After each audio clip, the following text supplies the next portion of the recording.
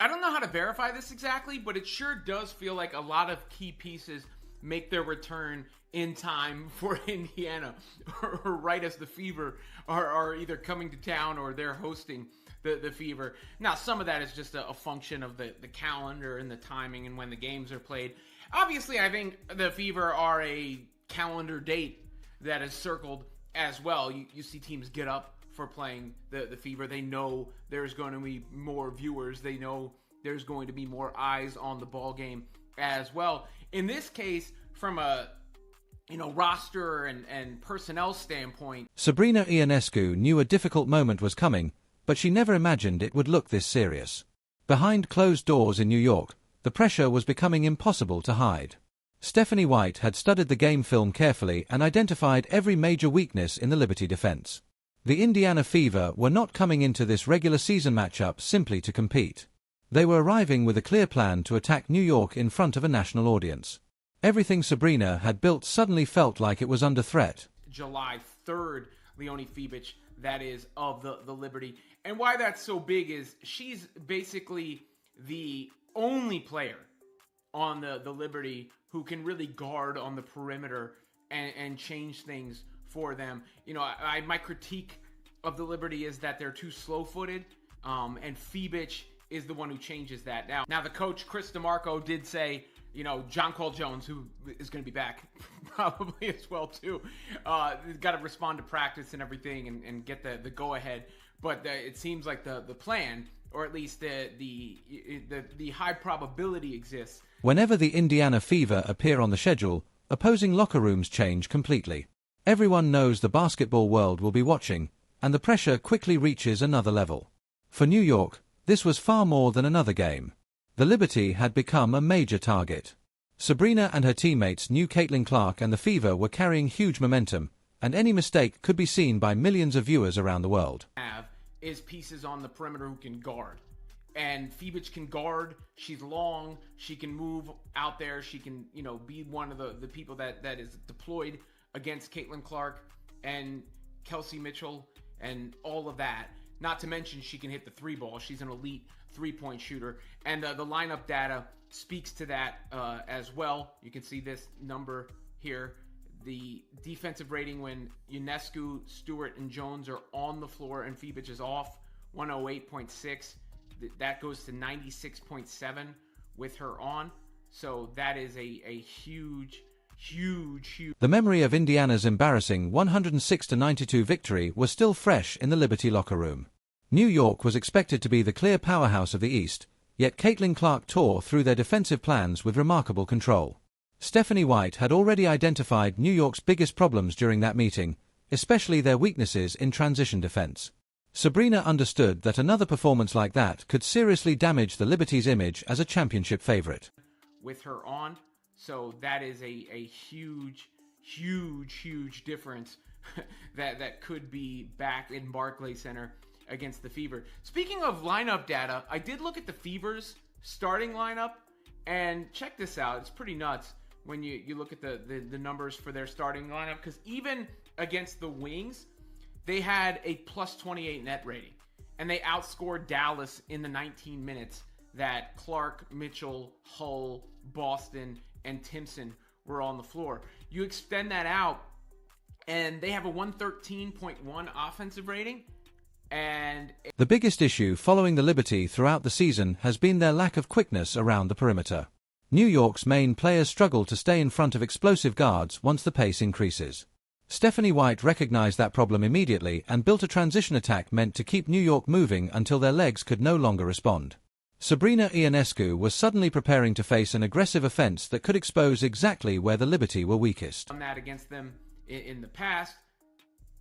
One of the rare plays that Monique Billings is on the positive end of lately. But, that's the way that the Fever have played against the Liberty. And remember that last game where Caitlin Clark got Breanna Stewart out on the switch and hit the three over her. She got Hans Schuh out on the switch and hit the three over her as well. The Fever can have their way, but they have to make sure that they don't hesitate either. Caitlin Clark, that goes for her. You watch this play where she had Awa Kuer out there, and Kuer is a a much better defender. That concern led to a desperate situation in the Liberty medical room only days before tip-off. Phoebe had been unavailable since July 3rd, but suddenly there was a strong push to get her back on the court against Indiana. The timing was clearly important because New York was bringing back its top perimeter defender just as Caitlin Clark and the Fever arrived. The Liberty front office understood that entering this matchup without extra defensive help could leave them in serious trouble. That goes for her. You know, you watch this play where she had Awa Kuir out there, and Kuir is a much better defender on perimeter, much quicker. But you can look at Stephanie White. This should be a shot from Caitlin Clark here. She can't hesitate. She did that too much against the Wings in a couple situations where she hesitated, where she really shouldn't have hesitated. And you see Stephanie White's reaction in the background. Why didn't you take that shot?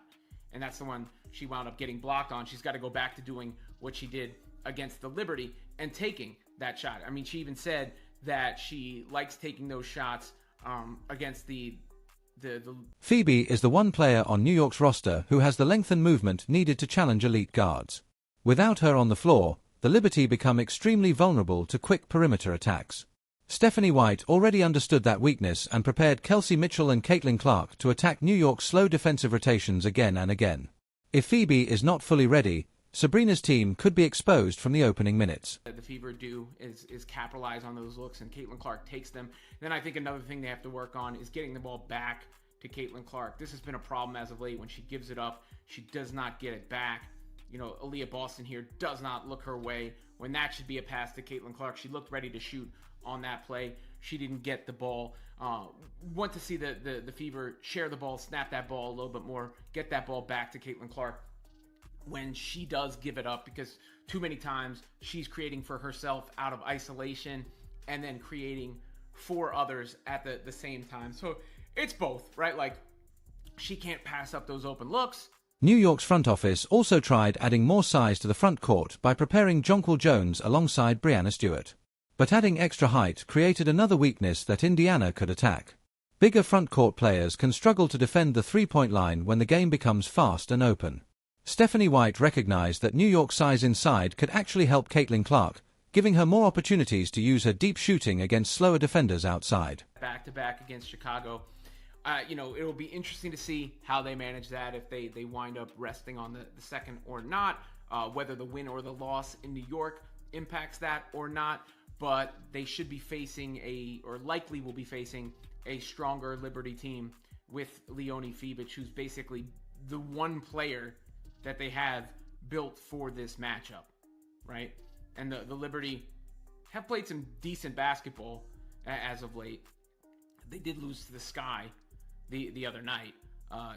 That was their last game in Chicago. They lost to the Sky, and they didn't really... The lineup numbers explain why the Liberty were so concerned when Ionescu, Stewart, and Jones played together without Phoebe.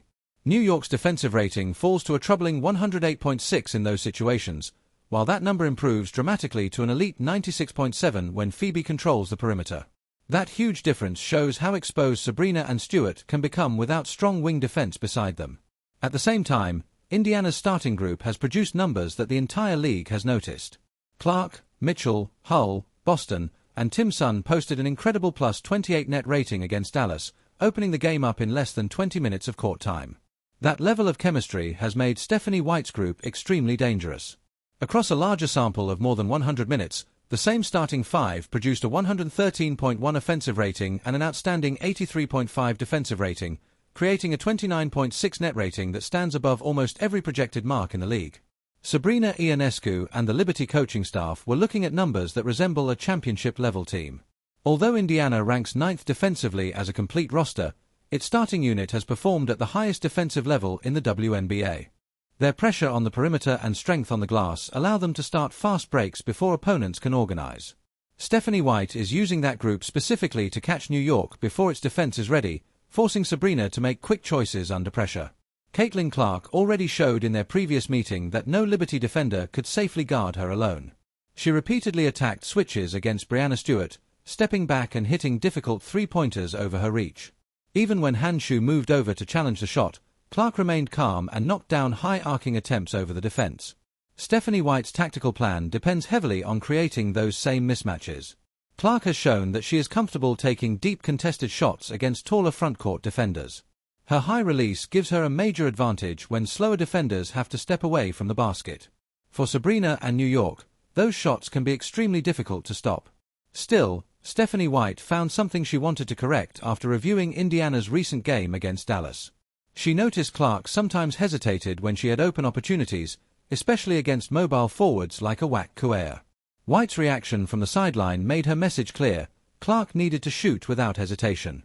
Waiting gave defenders enough time to recover and block attempts, and White does not want that happening in New York.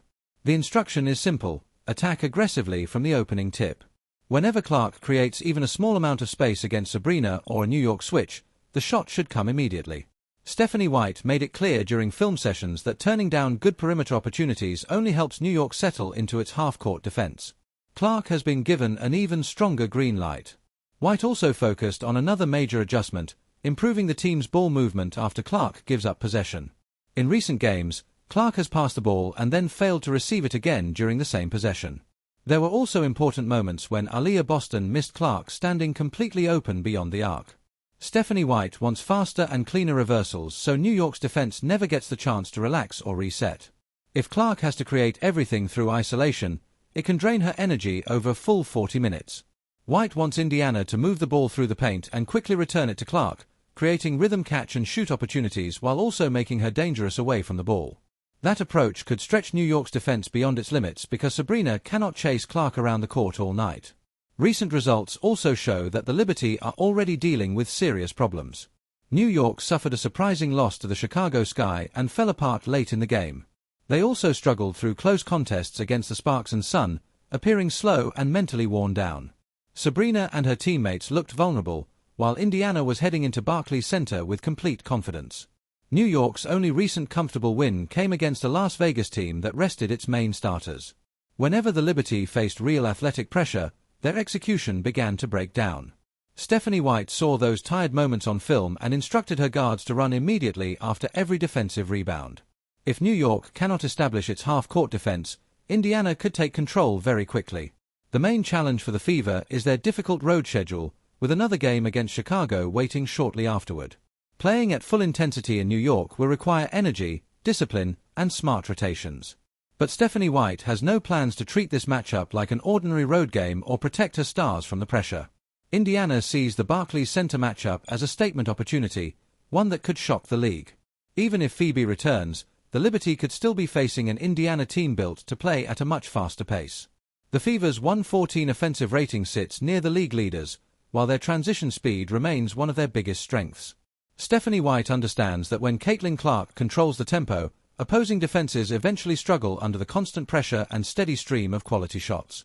New York's size advantage will mean very little if the Liberty cannot match Indiana's speed. The mental pressure may already be working before the opening tip in Brooklyn. Sabrina Ionescu knows the attention will be centered on Caitlin Clark, while New York faces enormous pressure to protect its home court. Stephanie White has created a detailed game plan built around attacking the Liberty's biggest weaknesses. Everything is ready for a major confrontation. The balance of power in women's basketball is changing quickly, and New York can feel the pressure growing. Stephanie White and Caitlin Clark are not coming to Brooklyn simply to compete. They are coming to control the story. When the final buzzer sounds, the league may see that the Indiana Fever are no longer simply the future of the WNBA, but a team ready to dominate the present.